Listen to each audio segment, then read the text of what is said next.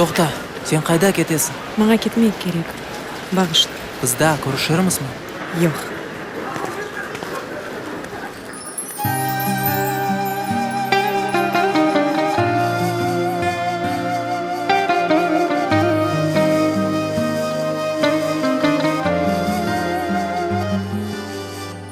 Seni unuta almayım men, hatırlayım erde kayarım. Beraber olgan günlerini silip taşlamak olmaz bilem. Sevgi ile bakışların, tatlı dilin, kara gözlerin, betsimman göz yogundedir. Unutmak olur mu birden?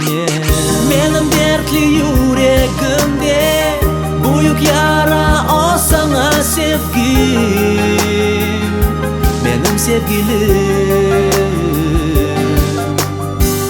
Duya men seni unutmadım, altın ay yıldızlı geceni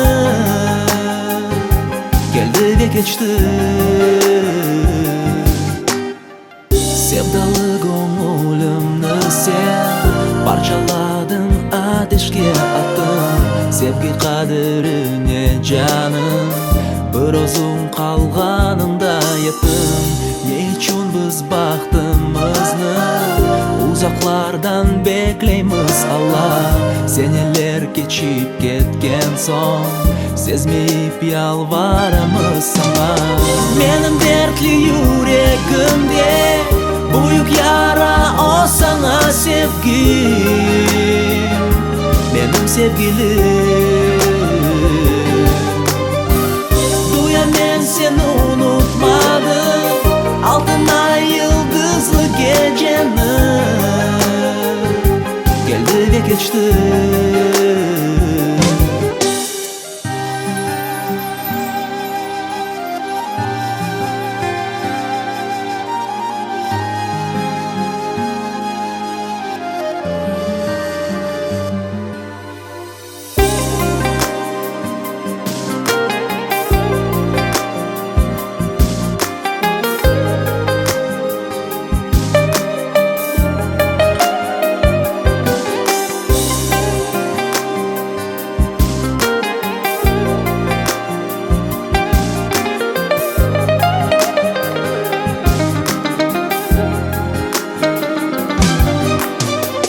Benim dertli yüreğimde büyük yara o sana sevgim, benim sevgilim, benim sevgilim.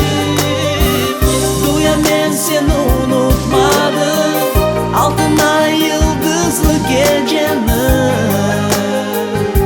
geldi ve geçti. Benim dertli yüreğimde büyük yara o sana sevgim, benim sevgilim, benim sevgilim. Duya men seni unutmadım, altın ay yıldızlı geceni